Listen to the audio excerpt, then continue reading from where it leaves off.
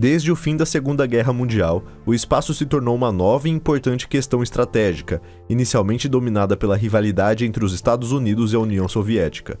Nesse contexto de competição global, os países europeus rapidamente perceberam que apenas uma cooperação estreita lhes permitiria existir nesse campo emergente.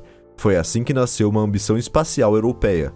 Desde seus primeiros sucessos como o Ariane 1, até suas grandes missões de exploração como a Rosetta, a Europa construiu uma forte identidade espacial. No entanto, hoje, apesar de suas conquistas, o programa espacial europeu enfrenta novos desafios e uma concorrência global feroz, levantando a questão: a Europa está perdendo terreno na corrida espacial? É o que vamos descobrir nesse vídeo. Vamos lá! A história espacial europeia começa em um contexto de rivalidade global após a Segunda Guerra Mundial. Enquanto os Estados Unidos e a União Soviética se enfrentavam em uma corrida espacial desenfreada, vários países europeus entenderam que precisavam unir forças para ter esperança de existir nesse novo domínio estratégico. Já nos anos 60, duas grandes organizações surgiram: o Conselho Europeu de Pesquisa Espacial, dedicado a satélites científicos, e a ELDO, a Organização Europeia de Desenvolvimento de Lançadores, encarregada do desenvolvimento de veículos lançadores. Mas essas estruturas separadas careciam de eficácia e tinham dificuldade em competir com os gigantes americanos e soviéticos. Por isso, em 1975, a decisão foi tomada de fundir essas iniciativas para criar a Agência Espacial Europeia, a ESA, cuja missão é coordenar os esforços espaciais civis do continente. A ESA então reuniu 10 países fundadores e estabeleceu sua sede em Paris. Rapidamente, a agência desenvolveu seus próprios projetos, especialmente na área de satélites de observação e telecomunicações. Em 1979, o programa Ariane foi lançado.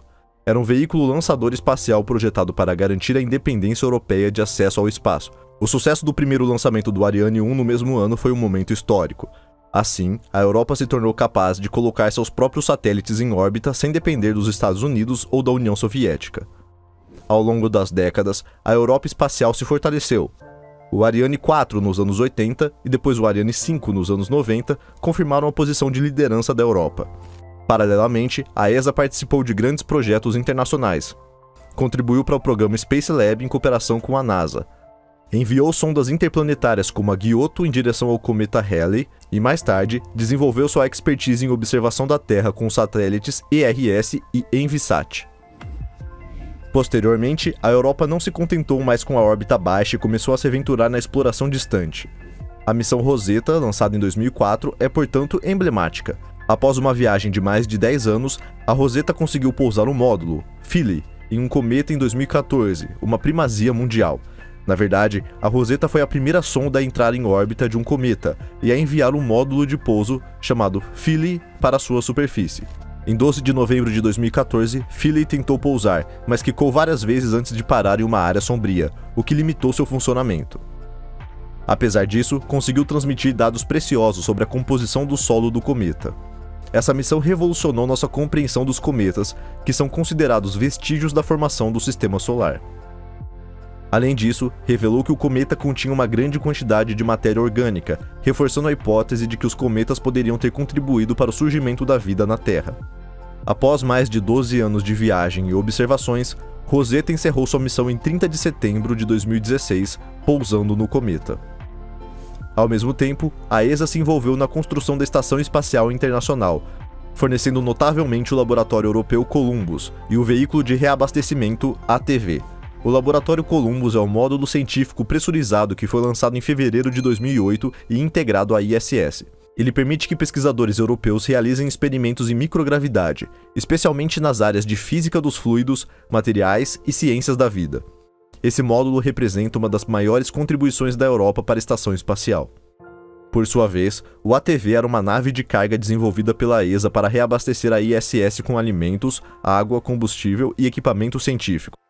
Ele podia transportar até 7,7 toneladas de carga e atracar automaticamente na estação, como as naves russas Progress M.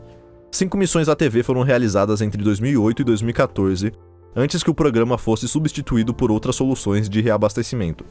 Mais recentemente, a Europa afirmou sua soberania tecnológica com programas como o Galileu, um sistema de navegação por satélite concorrente do GPS americano, e o Copérnicus, uma constelação de satélites de observação da Terra dedicada ao clima e à gestão de recursos naturais. Mas então, Por que se diz que o programa espacial europeu está atrasado? Bem, em primeiro lugar, a Europa depende muito da cooperação entre vários países, o que pode atrasar a tomada de decisões e a implementação de projetos. De fato, ao contrário da NASA ou da Agência Espacial Chinesa, que se beneficiam de financiamento centralizado e governança unificada, a Agência Espacial Europeia precisa lidar com os interesses nacionais às vezes divergentes. Para relembrar, a ESA é uma organização intergovernamental que reúne 22 Estados-membros, cada um com suas próprias prioridades e interesses em matéria de política espacial.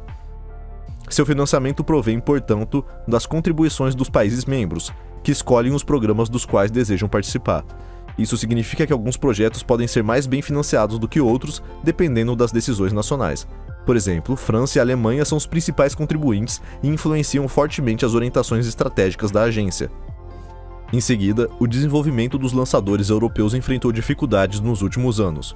O programa Ariane 6, que deveria substituir o Ariane 5, sofreu vários atrasos, o que afetou a competitividade da Europa no mercado de lançamentos comerciais. Inicialmente previsto para um primeiro voo em 2020, o Ariane 6 teve seu cronograma adiado várias vezes devido a problemas de desenvolvimento, restrições orçamentárias e dificuldades técnicas relacionadas a seus novos motores e sistemas de propulsão.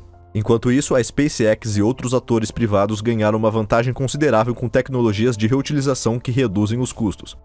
O foguete Falcon 9 da SpaceX, por exemplo, pode ser reutilizado várias vezes, o que reduz consideravelmente os custos de lançamento. Em comparação, o Ariane 6 continua sendo um lançador descartável, o que o torna menos competitivo com relação às soluções americanas. No entanto, em 6 de março de 2025, o Ariane 6 realizou seu primeiro voo comercial, marcando uma etapa importante. Este lançamento permitiu colocar em órbita o satélite CSO-3, destinado à observação militar, e confirmou a capacidade do lançador de realizar missões estratégicas. Finalmente, a Europa tem dificuldade em competir com os investimentos maciços dos Estados Unidos e da China na exploração espacial e nas missões tripuladas. Enquanto a NASA e a China planejam missões lunares, a Europa permanece principalmente focada em missões científicas e de observação da Terra. No entanto, esse atraso deve ser matizado. Por exemplo, para fortalecer seu papel na exploração humana, a ESA lançou o programa Terra Innovae 2030+, que visa enviar um astronauta europeu à Lua até 2030, em colaboração com a NASA. Esse programa se articula em torno de 3 grandes objetivos: manter uma presença europeia em órbita terrestre baixa, permitir que astronautas europeus explorem a Lua e preparar a Europa para desempenhar um papel em futuras missões a Marte. Como parte desse programa, a ESA colabora com a NASA no projeto Artemis, que visa levar humanos de volta à Lua. A Europa contribui em particular fornecendo o módulo de serviço da nave Orion, que fornece energia, água e oxigênio para as missões lunares. A ESA também participa da construção da estação Gateway, um posto avançado orbital ao redor da Lua que servirá de base para futuras explorações espaciais. Também podemos mencionar os programas Galileu para navegação por satélite e Copérnicos para observação da Terra. Resta saber se esses esforços recentes permitirão diminuir esse atraso e fortalecer a posição da Europa na conquista espacial.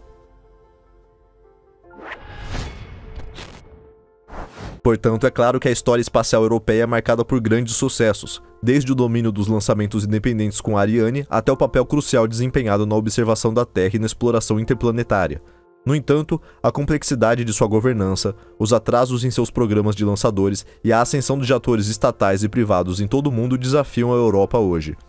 Embora projetos ambiciosos como Terra Innovae 2030+, Galileu e Copérnicos demonstrem a vontade de permanecer na corrida, serão necessárias decisões estratégicas rápidas, melhor coordenação política e uma maior capacidade de inovação para garantir à Europa um lugar de destaque no futuro da exploração espacial.